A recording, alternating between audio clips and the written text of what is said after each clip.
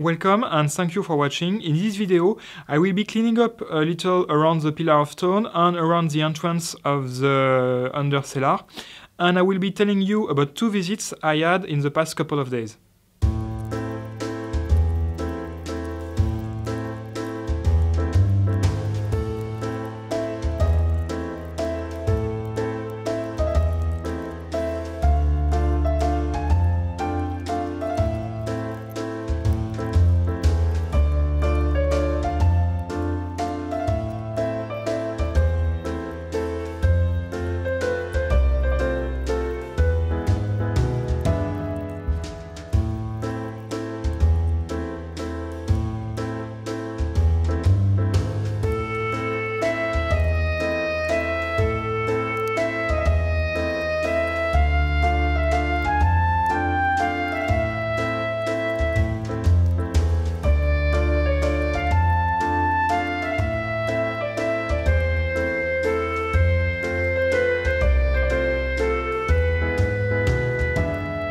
So the first visit I had was from a couple of gentlemen from a non-profit organization which is specialized in archaeology, especially in the underground cellars and tunnels of our city. So they had a lot of things to tell me about the cellar and the under cellar, but nothing definitive yet. So the under cellar was probably dug to be a storeroom, to shop, or maybe the house above it.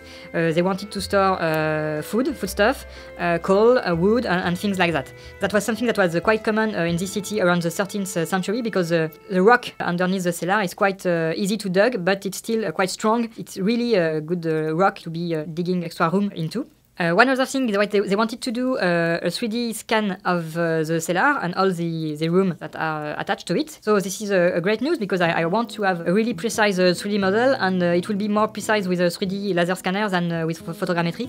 So this is great news for me. They want to explore the under cellar, but there is an issue right now. We have to remove the pillar of stone before trying to dismantle the vault of the under cellar, because right now the pillar of stone is resting on the vault of the cellar. So if I make some holes in the vault, maybe it could screw something, and maybe the pillar of stone could collapse into the under cellar, so that will be really bad. The order of operation will be to clean up around the entrance, remove the pillar of stone, and then we could make a hole big enough to be exploring the under cellar.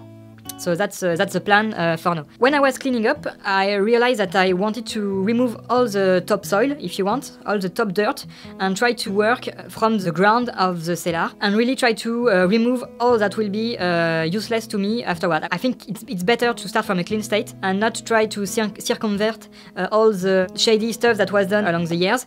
So what I want to do is remove all the stone, remove all the dirt, and try to be as clean as possible. I think it will make the work harder at first, but then it will pay off afterwards.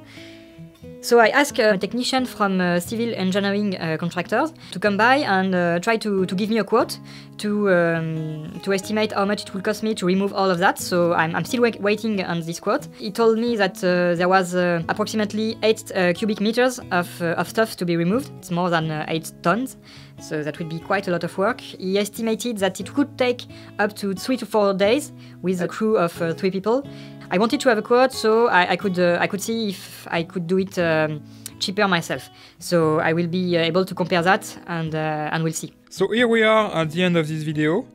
So I've cleaned up until here, and all of this is now the ground of the cellar. So this is the bottles, all the bottles that I found below the dirt. Some of them are quite beautiful, so I think I will keep some of those. Here it's what is left to do, so all of this shall be removed at some point, so I could rest the ladder on the ground. And there is a lot of debris still behind the pillar. We can see here that this is rock. I don't know if you can see the trace. And we have like a circle here of the rock that has been dug out in order to access the under cellar. And this, in the middle of this circle, is some stones, mortars and bricks that compose the vault of the under cellar.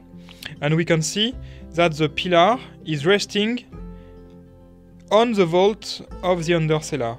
That's what is dangerous for me, because if I want to make this all bigger in order to go down, I think it could destabilize the vault and maybe collapse the pillar.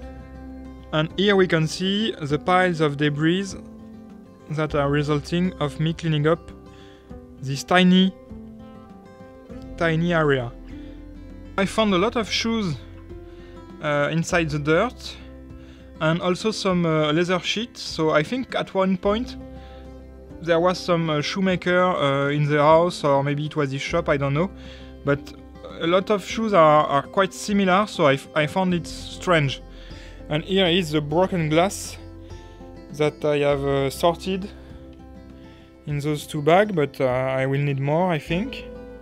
I don't know if it was strictly necessary to separate the glass from the dirt, but I think it's better that way. Better safe than sorry.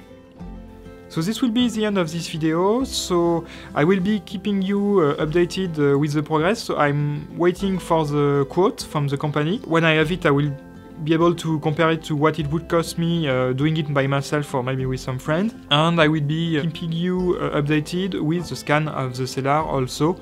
And that will be really cool to have a precise model of the cellar, to be able to plan all the work ahead and everything like that. So thank you for watching, and I'll see you next time.